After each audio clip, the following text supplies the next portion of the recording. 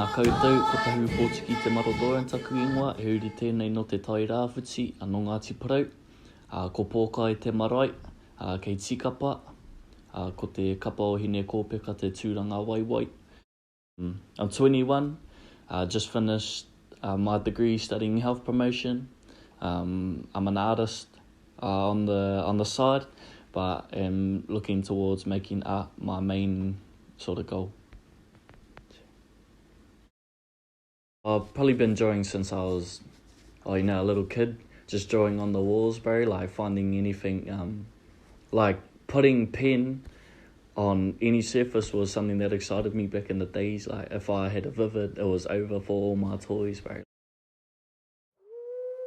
Māori designs is something that I've only got into over the last, I want to say, 7 or 6 years. When I told one of my art teachers that I wanted to go to Toi Haukura in Gizzy, like a Māori art university, he actually said not to go because that wasn't my style. Like I used to do a lot of portraiture. I was real into hyperrealism.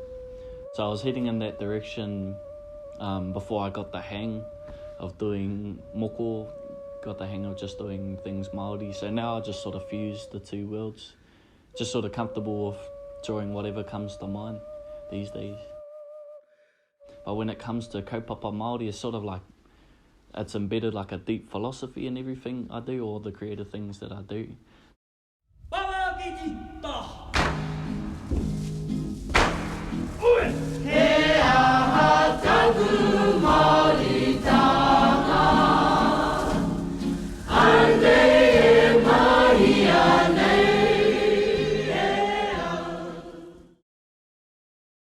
I love playing basketball.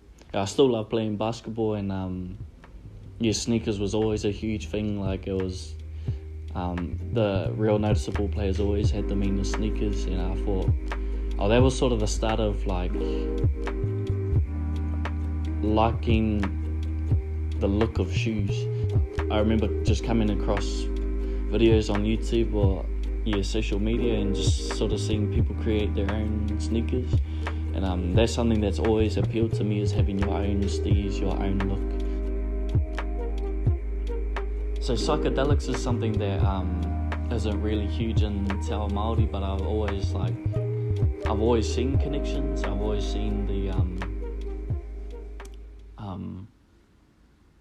the spiritual world come out when it comes to Māori art. So that's something that's not really looked at. I feel like the spiritual world really coming out in Māori art, and so I feel like that's something that's not uniquely me, but it's something that I've definitely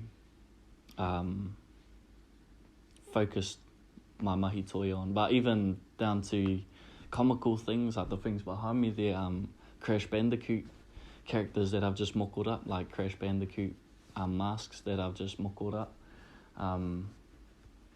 And yes, I've always just looked to go outside of that scope, just do my own thing. Myself, I haven't really practiced with psychedelics or anything, but just opening the door for those types of conversations has been my goal in relation to my art.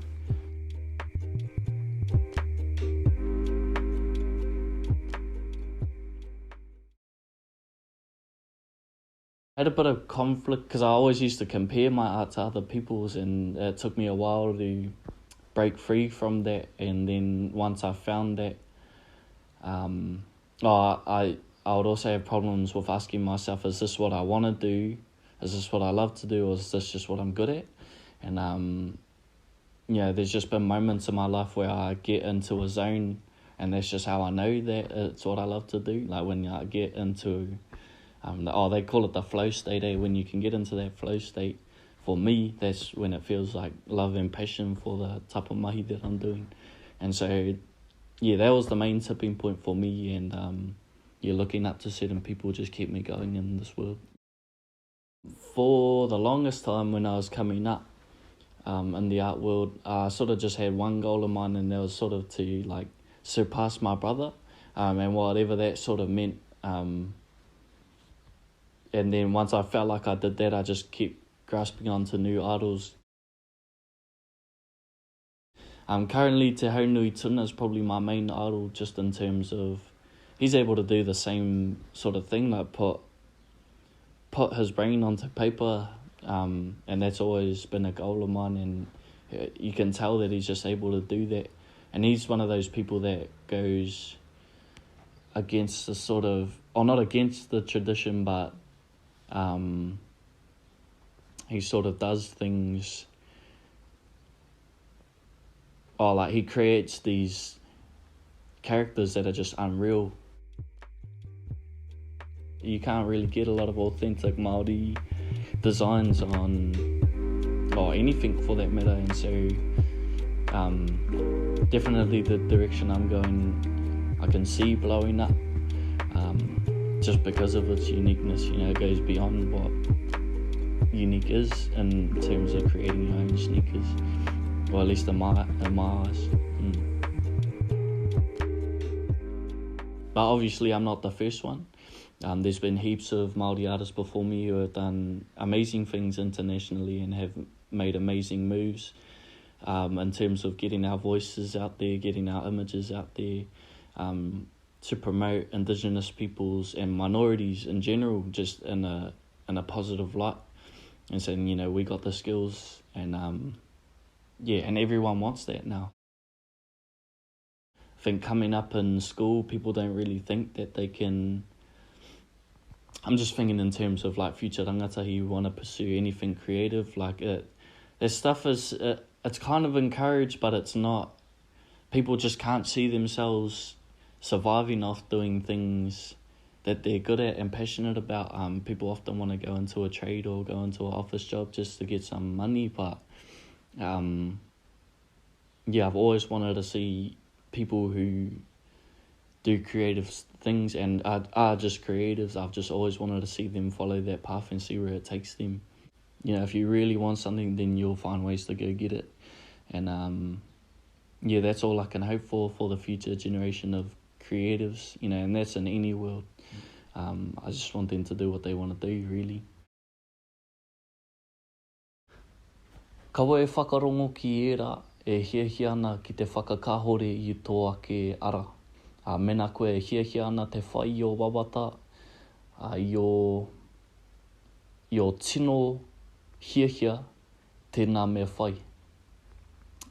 Kōkiri rawa ki tērā ara whakairohia i Tōu Ara. Mō tō wairua, mō tō hinengaro huki, mō ngā rā e heke mai nei. Nō reira, i runga noa i tērā, kia mate ururua, kei mate whekeke ai ngā mihi.